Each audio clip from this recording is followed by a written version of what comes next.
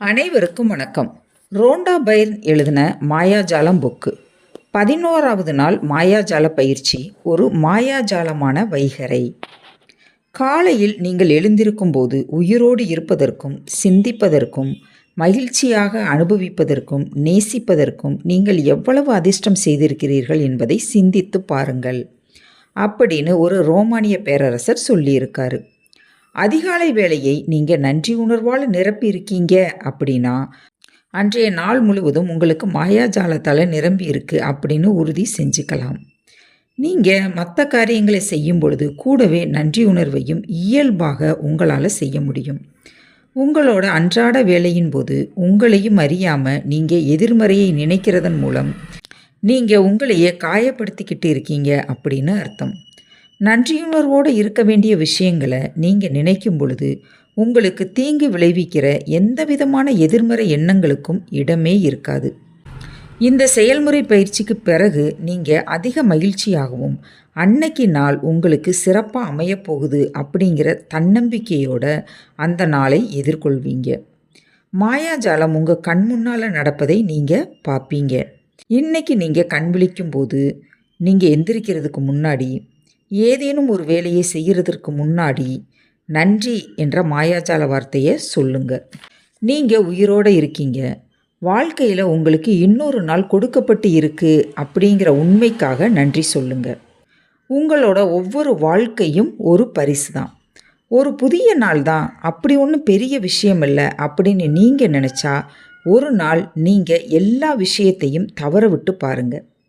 உங்களுக்கு எவ்வளவு தூக்கம் வந்தாலும் சரி, தூங்கிக்கிட்டே இருங்க.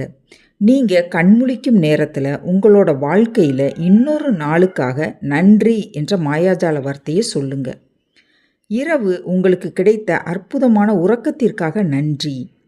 உங்களுக்கு சுத்தமான படுக்கை விரிப்பு இருக்கா, தலையணை இருக்கா, படுக்கையில் தூங்கும் அளவுக்கு நீங்கள் அதிர்ஷ்டம் செஞ்சுருக்கீங்க, நன்றின்னு சொல்லுங்கள்.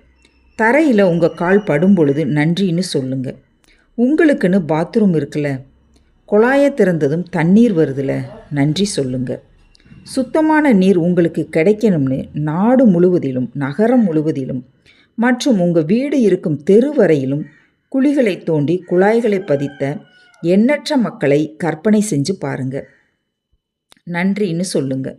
நீங்கள் பல் தேய்க்க பேஸ்ட்டு ப்ரஷ் எடுக்கும் பொழுது நன்றி சொல்லுங்கள். அவை இல்லாமல் நீங்கள் அன்னைக்கு முழுவதும் புத்துணர்வாக இருக்க முடியுமா? நீங்கள் உபயோகப்படுத்துகிற துண்டு, சோப்பு, கண்ணாடி, சீப்பு மற்றும் உங்களுடைய குளியல் ரூமில் இருக்கும் அனைத்துக்கும் நன்றி சொல்லுங்கள். நீங்கள் உடுத்துவதற்கு ட்ரெஸ் இருக்கா, அதுக்கு நீங்கள் எவ்வளவு அதிர்ஷ்டம் செஞ்சுருக்கீங்க அப்படின்னு நன்றி சொல்லுங்கள்.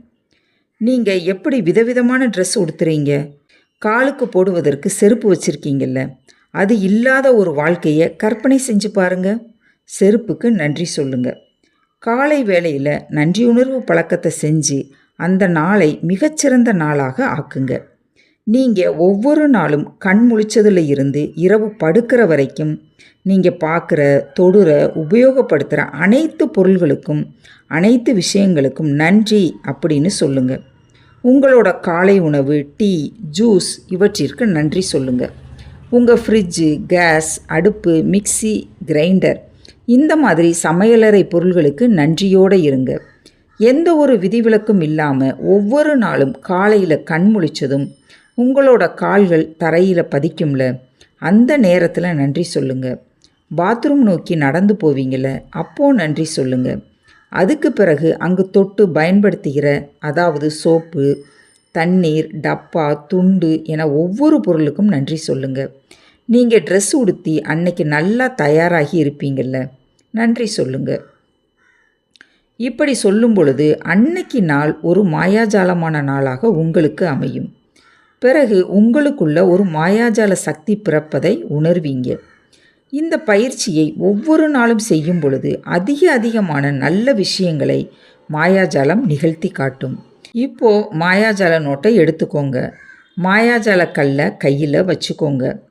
காலையில் எந்திரிச்சதில் இருந்து இரவு படுக்க போகும் வரைக்கும் நீங்கள் தொட்டு பார்த்த, உபயோகப்படுத்தின 10 விஷயத்தை எழுதுங்க. இதை இரவு படுக்க போகும் முன்பும் காலையில் எந்திரிச்சதும் எழுதியதை வாசிங்க. வாசித்து முடித்து நன்றி நன்றி நன்றி என்ற மாயாஜால வார்த்தையை சொல்லுங்க.